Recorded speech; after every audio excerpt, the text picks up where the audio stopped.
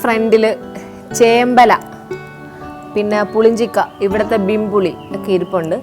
എന്തോ ഒരു മഹാ അത്ഭുതം നടക്കാൻ പോകുന്നു എന്ന് എനിക്കൊരു തോന്നലുണ്ട്.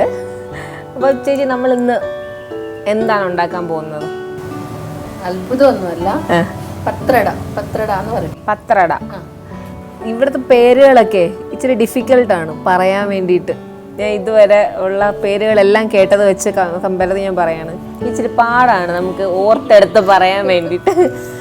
നമ്മൾ ഇന്ന് ഇത് വെച്ചിട്ട് എന്തൊക്കെ ഇൻഗ്രീഡിയൻസ് ആണ് വേണ്ടത് ഈ പത്രട അല്ലേ? പത്രട ഉണ്ടാക്കാൻ ചേമ്പിലയാണ് മെയിൻ ഐറ്റം. ശരി. ചേമ്പില കഴിക്കുമ്പോഴേ കടിക്കും, ചൊറിയും. അതിന്റെ മരുന്ന് അവിടെ ഉള്ളത് എന്താണ്? പുളിഞ്ചിക്കയോ? മീൻസ് ബിംപുളി. അപ്പൊ ബിംപുളി ഇതിന്റെ കൂടെ ചേർത്താല് ചൊറിയത്തില്ല? ഏതെങ്കിലും പുളി. ബിംപുളി ചേർക്കണം നിർബന്ധമില്ല, നമ്മൾ വാളംപുളി ചേർത്താലും മതി. നല്ല പുളി നല്ലോണം ചേർക്കണം. അപ്പൊ പുളി ചേർത്താലും അതിന്റെ ചെറിച്ചിലൊക്കെ മാറും. പക്ഷെ ഇലയിലും വ്യത്യാസമില്ല ഉണ്ടാക്കുമ്പോഴത്തേക്ക് അതിന്റെ മൂത്ത ഇല. അത് തന്നെ. അപ്പൊ ഇല അതുപോലെ ഇല നമ്മള് മുറിച്ചെടുക്കുമ്പോ ശ്രദ്ധിക്കണം. നല്ല വെയിലത്തുള്ള ഇല വേണം എടുക്കാൻ, പിന്നെ നല്ല തളിരില വേണം എടുക്കാൻ. നല്ല മൂത്ത് പോയ ഇലയൊക്കെ എടുത്താൽ സോറി. എന്തൊക്കെയാണ് വേണ്ടതെന്ന്? പച്ചരി വേണം, പിന്നെ തോരപ്പരിപ്പ്, സാമ്പാർ പരിപ്പ്, പിന്നെ തേങ്ങ, പിന്നെ മുളക് 2 തരം, ഒന്ന് എരിവുള്ളതും ഒന്ന് എരിവില്ലാത്തതും വരാൻ വേണ്ടിട്ട്. പിരിയൻ മുളക്, ഉണ്ടമുളക് എരിയുള്ളതാണ് അല്ലേ? ആ പിരിയൻ മുളകാണ് എരിയില്ലാത്തത്. നമുക്ക് കളറിന് വേണ്ടിട്ട്. ശരി. പിന്നെ ഇതിനെല്ലാം നമുക്കൊരു ഫ്ലേവർ കൊടുക്കുന്ന ഒരു സാധനമാണ് കായം. പിന്നെ ആവശ്യത്തിന് ഉപ്പ്. അത് തേങ്ങ അതുപോലെ തന്നെ നല്ലോണം തേങ്ങ ചേർക്കണം. 1 കപ്പ് അരി എടുത്താല് ഒരു 1/4 കപ്പ് തോരപ്പരിപ്പ് എടുത്താൽ മതി. ഓക്കെ. 1 കപ്പ് അരിക്ക് 1/4 കപ്പ് പച്ചരി തന്നെ വേണം. എല്ലാ കൂട്ടും കൂടി അരച്ച് നല്ല മയത്തിൽ അരച്ചെടുത്തല്ലേ? എല്ലാ കൂട്ടും കൂടി. ഓക്കെ. അപ്പൊ ഇത് അരച്ചു വെച്ചു. ഇനി അടുത്തത് എന്താ? ഇനി നമുക്ക് ഇലയില്ലേ, ഇല പറിച്ചെടുത്തല്ലോ. എടുത്തു കഴിയുമ്പോൾ നമുക്ക് ഇവിടെ ഒരു ചെറിയ ഇതുപോലെ ഒരു ഇങ്ങനെ ഇതുണ്ടാവും. അത് കുറച്ച് നല്ല, ചില ഇലയിൽ നല്ല തടിച്ചിട്ടുണ്ടാവും, അത് നല്ല കട്ടിക്ക് ഇങ്ങനെ ഉണ്ടാവും. അത് നമുക്ക് നാര് പോലെ അതിങ്ങനെ വെട്ടിയെടുക്കാം. ഇതിന് ഈ ഇലക്ക ഇല്ല അധികം, അതുകൊണ്ട് എനിക്ക് എടുക്കേണ്ടി വന്നില്ല.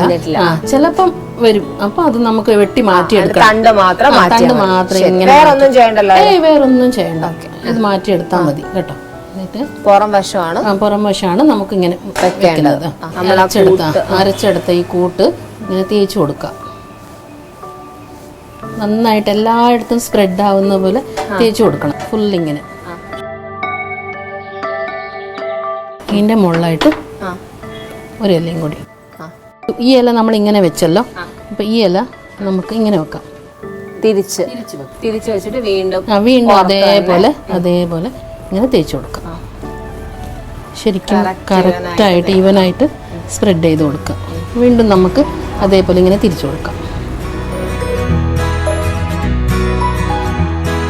അങ്ങനെ 4 or 5 ഇല.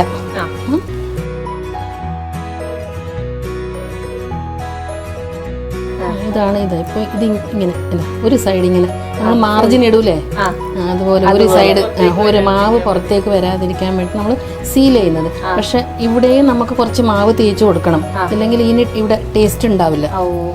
ഇതുപോലെ ടേസ്റ്റ്. ഇതും ഈ സൈഡും ഇതുപോലെ ഇങ്ങനെ.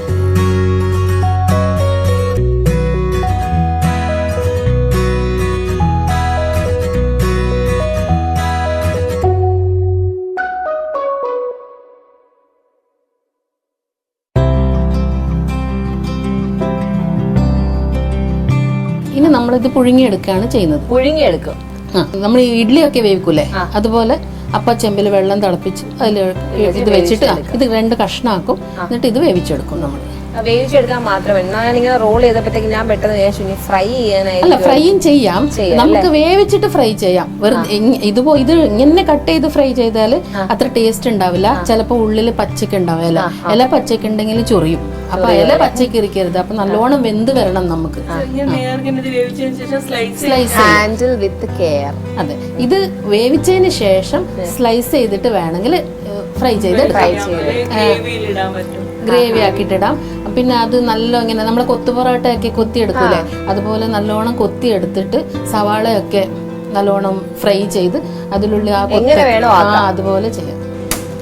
ഇപ്പൊ നമ്മള് ഈ അരിയും തോരപ്പരിപ്പും ആദ്യം കുതിർത്തു, എന്നിട്ട് അത് പിന്നെ തേങ്ങ, കായം, 2 തരം മുളക്, പിരിയൽ മുളകും പിന്നെ മറ്റേതാ എരിവുള്ള മുളക്, 2 മുളകും, പിന്നെ ഉപ്പും, പിന്നെ പുളി നല്ലോണം ചേർക്കണം, ഇല്ലെങ്കിൽ ചൊറിയും. നല്ലോണം അപ്പൊ പുളി നല്ലോണം ചേർക്കുന്നത് കൊണ്ട് എരിവും കൂട്ടണം, എരിവും നല്ലപോലെ ഇടണം. അപ്പം പുളിയും എരിവും അപ്പൊ അതിനനുസരിച്ച് ഉപ്പും കൂട്ടണം.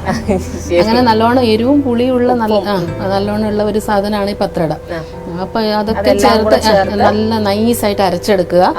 അരച്ചെടുത്ത് നമ്മൾ ഇലയിൽ ഇപ്പം തേച്ചത് കണ്ടില്ല, ഇലയിൽ എല്ലാം തേച്ച് കൊടുക്കാം. 4 5 വെച്ചിട്ട് തേച്ച് കൊടുക്കുക. തേച്ച് കൊടുത്ത് സീൽ ചെയ്തെടുക്കുക ഇങ്ങനെ. എന്നിട്ട് ഇത് നമുക്ക് 3 4 നമുക്ക് എത്ര ഇത് വേണം അതുപോലെ ഇങ്ങനെ കട്ട് ചെയ്യാം. ഇങ്ങനെ സ്ലൈസ് പോലെ ചെയ്യാം. എന്നിട്ട് ഈ അപ്പച്ചമ്പ് വെള്ളം തിളക്കാൻ വെച്ചിട്ടുണ്ട്. തിളച്ചു. അപ്പൊ നമുക്ക് ഇത് ഇതിനകത്ത് വെച്ചിട്ട് വേവിച്ചെടുക്കാം. ഇത് വേവാൻ ഒരു 3/4 മണിക്കൂറെങ്കിലും എടുക്കും കേട്ടോ. ഇങ്ങനെ വേവിച്ചെടുക്കാം. നമ്മൾ 3/4 മണിക്കൂർ ആവിയിൽ വെച്ച് വേവിക്കാൻ ആവിയിൽ വെക്കാൻ.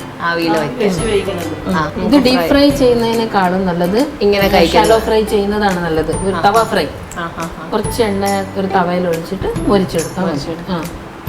ഇതെന്തിനാ ഈ എണ്ണ വെച്ചേക്കുന്നത്? ഈ വെളിച്ചെണ്ണ ചേർത്ത് കഴിക്കാൻ നല്ല ടേസ്റ്റ്. അതെങ്ങനെയാണെന്ന് കാണിക്കോ?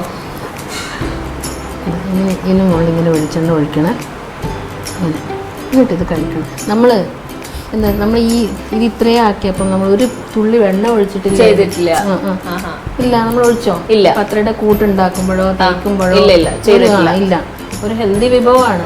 അപ്പൊ ഒരു ടേസ്റ്റ് കൂട്ടാൻ വേണ്ടിയിട്ട് എണ്ണ വേണമെന്നുണ്ടെങ്കിൽ ഇങ്ങനെ ഇത് ചേർത്ത് കഴിക്കാം. മായം ചേർന്ന എണ്ണയല്ല, അതുകൊണ്ട് കൊളസ്ട്രോൾ ഒന്നും വരത്തില്ല. നിങ്ങൾ അങ്ങനൊന്നും പേടിക്കണ്ട. ചേച്ചിന്റെ ഫുൾ ഗ്യാരണ്ടിയിൽ ഞാൻ കഴിക്കാൻ പോവാണ്.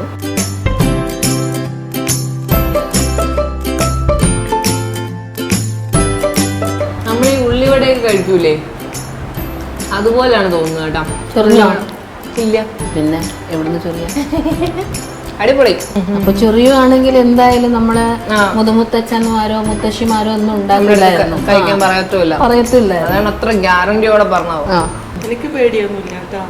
ചേച്ചി സ്ഥിരം കഴിക്കുന്ന സാധനമാണ്. ഫസ്റ്റ് ടൈം ചേച്ചി ഈ ചേമ്പില വെച്ച് എന്ന് പറഞ്ഞത് എന്റെ മനസ്സിലൊരു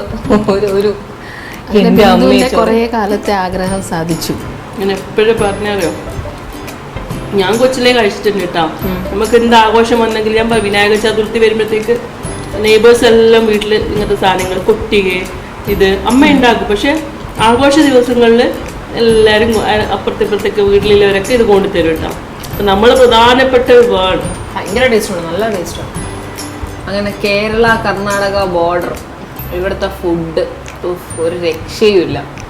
എന്നെ മിക്കവാറും ഇവിടെ തന്നെ വീണ്ടും കുറച്ച് നാളും കൂടെ എൻ്റെ ഈ കൈപുണ്യം പിടിച്ചു നിർത്തുമെന്നാണ് തോന്നുന്നത്. ഈ യൂട്യൂബ് ചാനൽ സബ്സ്ക്രൈബ് ചെയ്ത് ബെൽ ഐക്കൺ അമർത്തുക. പുതിയ വൈവിധ്യമാർന്ന വീഡിയോസ് നിങ്ങൾക്ക് യഥാസമയം ലഭിക്കുന്നതിനായി